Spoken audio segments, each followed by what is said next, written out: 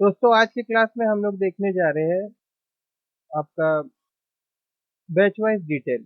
ठीक है, तो बैच वाइज डिटेल का यूज़ क्यों किया जाता है वो मैं इस क्लास में आप लोग को बताऊंगा। सबसे पहले मैं एक कंपनी क्रिएट कर ले रहा हूँ।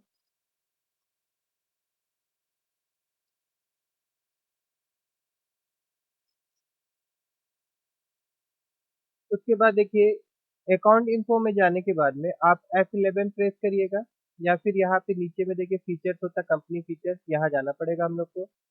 उसके बाद इन्वेंट्री फीचर्स में जाना पड़ेगा, और इन्वेंट्री फीचर्स में जाने के बाद में देखिए यहाँ पे एक ऑप्शन नज़र आ रहा है, मेंटेन बैच वाइज डिटेल। इसको यस करना पड़ेगा। उसके बाद set expiry date for batches, इसको भी यस करना पड़ेगा। उसके बाद कीबोर्ड से आप कंट्रोल ए प्रेस करके इसको एक्सेप्ट कर लीजिए।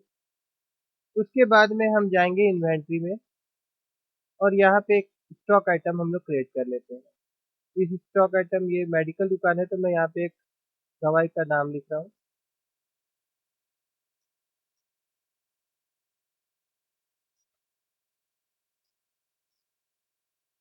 TCS। उसके बाद देखिए यहाँ पे मेंटेन इन बैच, इसको यस करना पड़ेगा। फिर यहाँ पे ये जो डेट है मैन्युफैक्चरिंग, इसको भी यस करना पड़ेगा। फिर यूज एक्सपायरी डेट, इसको भी यस करना पड़ेगा। ठीक है, उसके बाद हम लोग जाएंगे परचेज में। पहले कुछ दवाई हम लोग खरीद लेते हैं। यहाँ पे देखिए F9 से मैं परचेज में जाता हूँ। दोस्तों मैं कैश परचेज ही कर रहा हूँ। यहाँ पे आपको परचेज का लेजर बनाना पड़ेगा, तो अल्ट सी करके यहाँ पे एक परचेज का लेजर आप क्रिएट कर लीजिएगा।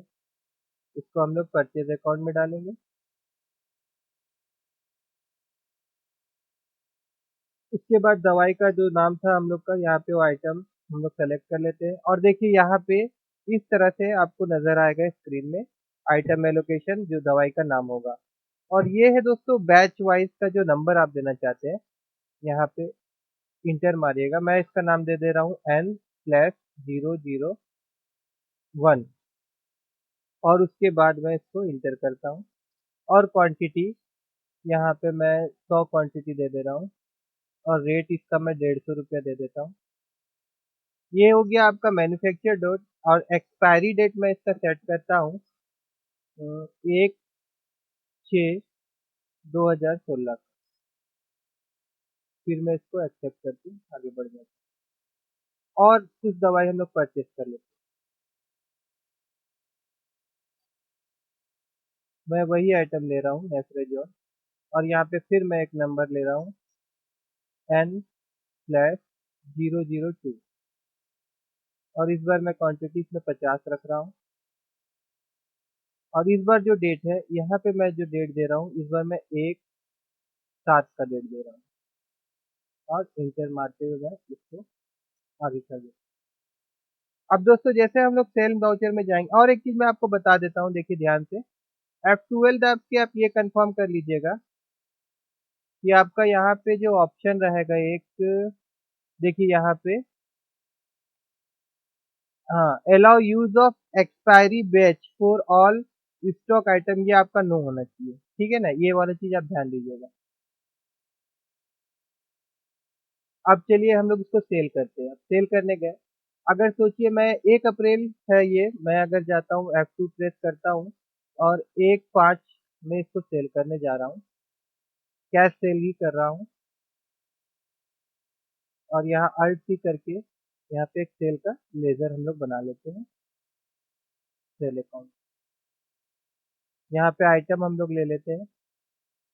तो देखिए दोस्तों, अगर 5 तारीख, 5वां महीना है ना, 5वां महीना तक देखिए ये दोनों आपको बैच दिखा रहा है। ठीक है, जो हम लोगों ने एक 100 पीस का परचेज किया था, और एक हम लोग 50 पीस का परचेज किए थे। ठीक है, मगर मैं अभी डेट कुछ चेंज करता हूँ।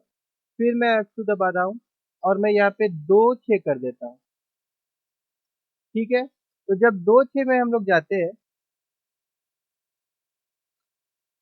और फिर जब लेंगे, तो देखिए यहाँ पे जो पहला वाला जो हम लोगों ने परचेज किया था 001, वो डिस्प्ले नहीं हो रहा है, क्योंकि दोस्तों उस पे हम लोग जो एक्सपायरी डेट हम लोग सेट किए थे वो 1 जून का था, और ये जो सेलिंग हम लोग कर रही है 2 जून का था।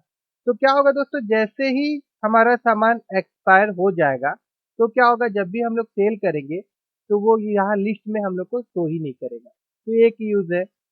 इस यूज़ के लिए हम लोग बैच वाइज डिटेल का यूज़ करते हैं।